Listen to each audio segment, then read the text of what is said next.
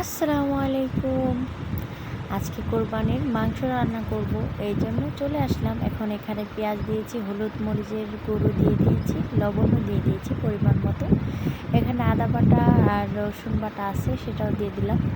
তো দেখতে পাচ্ছেন তো বন্ধুগণ, এখন আমি জিরা বাটাও দিয়ে, জিরা গুঁড়ো আর ধনিয়া গুঁড়ো একসাথে দিয়ে দিয়েছি।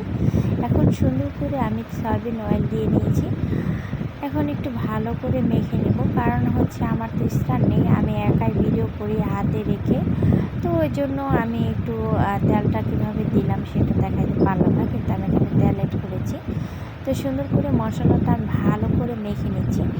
তো দেখতে পাচ্ছেন সুন্দর করে মেখে নেওয়া হয়ে গেছে আমার। এখন আমি যে মাংসগুলা দিয়ে সুন্দর করে মেখে নিচ্ছি, একটু একটু করে মেখে নিচ্ছি। মাংসগুলা একটু দিচ্ছি আর একটু মেখে নিচ্ছি একসাথে। সবগুলা দিলে তো মশলাটা পুরোটা ঢুকে না, এই জন্য একটু একটু করে দিয়ে মাখিয়ে নিচ্ছি। তারপর সবগুলা দিয়ে দিলাম। দেখতে পাচ্ছেন যতটুকু আবার ছিল অনেকটা, কিন্তু একটু একটু করে নিয়ে আমি মাখিয়ে নিয়েছিলাম। পরে কিন্তু সবগুলো একসাথে দিয়ে আবার একটু সুন্দর করে মেখে নিব। মেখে টেকে আমি একদম 20 মিনিটের মতন আমি এটি রেখে দিয়েছিলাম। 20 মিনিটের মতন রেস্টে, আর অন্যদিকে আমার যে বাদবাকি কাজ ছিল সেটা আমি করে নিয়েছি। 20 মিনিটের মতন রেখে দিলে একটু মশলাটা ভিতরে যেতে পারে আর ভালো হয়। আর যদি আপনাদের হাতের কাছে সময় না থাকে তাহলে আপনারা এভাবেই রান্নাটা করবেন। তো আমি এখানে অল্প একটু পানি অ্যাড করেছি, সেটা হচ্ছে হাত ধোয়া পানি, যেটা আমার মশলাটা হাতে লেগেছিলো, তো তার ফেলে দেওয়া যাবে না। তো আমি সেই মশলাটা এখানে আমি হাত ধুয়ে এখানে দিয়ে দিয়েছি। এছাড়া কিন্তু আমি কোনো পানি অ্যাড করিনি। তো আমি ঢেকে দিচ্ছি, কিছুটা কাঁচামরিচও দিয়ে দিলাম। যাই হোক বন্ধুরা, আপনারা সবাই কেমন আছেন? আলহামদুলিল্লাহ আমি কিন্তু অনেক ভালো আছি। ঈদ মোবারক, ঈদ মোবারক বন্ধুরা, আপনাদের সবাইকে ঈদ মোবারক। আমি আঁখি কাঁঠালবাড়ি থেকে বলছি। আপনারা কে কোথায় থেকে আমার ভিডিওটা দেখছেন অবশ্যই কমেন্টে জানাবেন। ঠিক আছে, ছোট্ট একটা মিনু ব্লগে আপনাদের কিন্তু আবারও স্বাগতম জানাচ্ছি। যাই হোক, আমার এটা অনেক সুন্দর করে কষানো হয়ে গেছিলো, একদমই কোনো পানি ছিল না, একদম শুকিয়ে গেছিলো। সেই অবস্থাতে কিন্তু আমি ঝোলের জন্য পানি দিয়ে দিয়েছিলাম।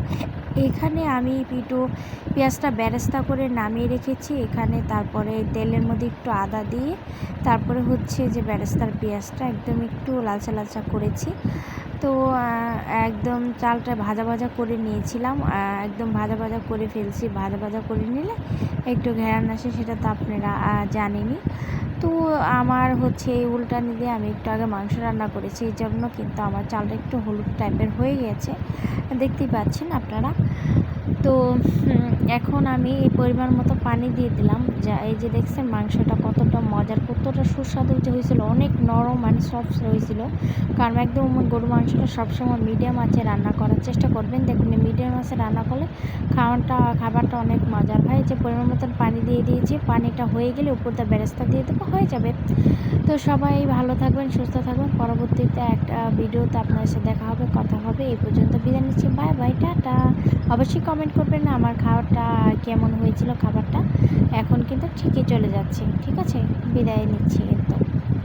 তো লাইক কমেন্ট করতে অবশ্যই ভুলবেন না।